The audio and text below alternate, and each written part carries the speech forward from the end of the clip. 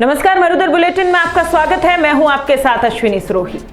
वोटों की राजनीति और भ्रष्ट प्रशासनिक तंत्र के चलते राजस्थान के आदिवासी क्षेत्र में हो रही हैं हिंसक वारदातें।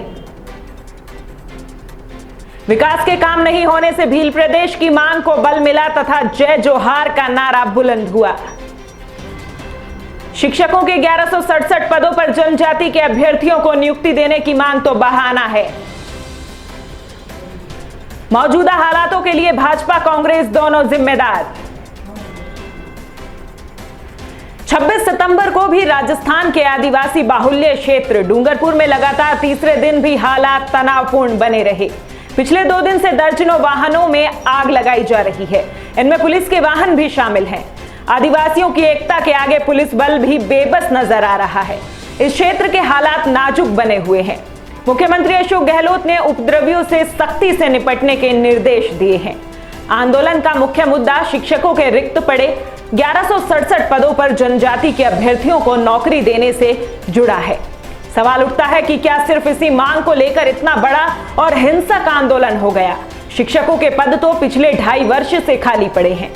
आंदोलनकारी भी जानते हैं कि संविधान के अनुरूप रिक्त पदों पर सिर्फ जनजाति के अभ्यर्थियों की नियुक्ति नहीं हो सकती है। सवाल यह भी है कि अब भारतीय ट्राइबल पार्टी के 2 विधायक राजकुमार रोत और रामप्रसाद ढेडोर मौजूदा कांग्रेस सरकार को समर्थन दे रहे हैं, तब हिंसक प्रदर्शन की क्या जरूरत थी? दोनों विधायक अपने प्रभाव का इस्तेमाल कर सीधे मुख्यमंत्री अशोक गहलोत से बात कर सकते थे। सबको पता है कि बीटीपी की ये दोनों विधायक जुलाई अगस्त में 1 माह तक होटलों में सीएम अशोक गहलोत के साथ रहे थे। तब गहलोत ने सार्वजनिक तौर पर कहा था कि मेरे साथ रहने वाले विधायकों के नुकसान की भरपाई ब्याज सहित करूंगा।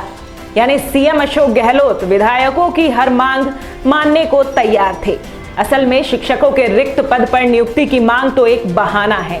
असली वजह तो भील प्रदेश की मांग को बुलंद करना है। पिछले कई वर्षों से राजस्थान के आदिवासी क्षेत्र डूंगरपुर, बांसवाड़ा, प्रतापगढ़ आदि में आदिवासी परिवार नाम की संस्था सक्रिय है।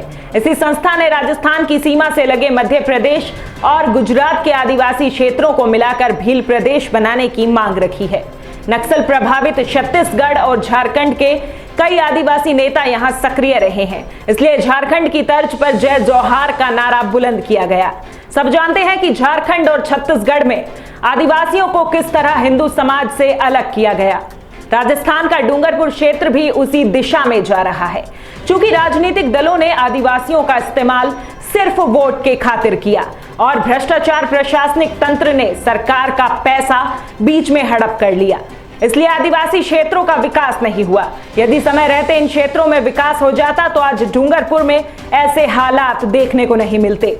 राजनेता अब चाहे कुछ भी कहें, लेकिन भील प्रदेश की चाहत रखने वाले मजबूत स्थिति में खड़े हैं। राजस्थान के डूंगरपुर क्षेत्र में भी छत्तीसगढ़ की तर्ज पर पत्थलगड़ी की व्यवस्था होने लगी है। इस व्यवस्था में सरकारी तंत्र की कोई भूमिका नहीं होती है। जब ऐसे हालात तेजी से पनप रहे हो तब किसी समझौते की बात बेमानी है। अशोक गहलोत के नेतृत्व वाली सरकार भले ही ताजा मामले में लीपापोती कर ले, लेकिन माहौल को सुधारना मुश्किल होगा। जय जोहार की अब एक ऐसी विचारधारा पनप चुकी है जो अपने नजरिए से ही काम करती है। यदि बीटीपी के विधायक राजकुमार रोत व रामप्रसाद ढेडोर आंदोलनकारियों के साथ खड़े नहीं होंगे तो दोनों अपने निर्वाचन क्षेत्र में घुस नहीं सकते हैं। ताजा आंदोलन के जरिए आदिवासी परिवार ने अपनी ताकत का प्रदर्शन कर दिया है। यदि अब भी आदिवासियों की समस्याओं को गंभीरता से नहीं लिया गया तो बुरे परिणाम भुगतने होंगे। जहां तक भाजपा का सवाल है तो शुरू में माना गया कि आदिवासी परिवार की गतिविधियों से कांग्रेस को नुकसान होगा, लेकिन भाजपा का यह अनुमान गलत निकला। उल्टे आदिवासी लोग हिंदू परंपरा से अलग हो गए। यदि भाजपा वोटों का लालच नहीं करती तो हालात इतने खराब नहीं होते। इस खास खबर में बस इतना ही। तमाम बड़ी खबरों के लिए बने रहिए मरुधर बुलेटिन के साथ। नमस्कार।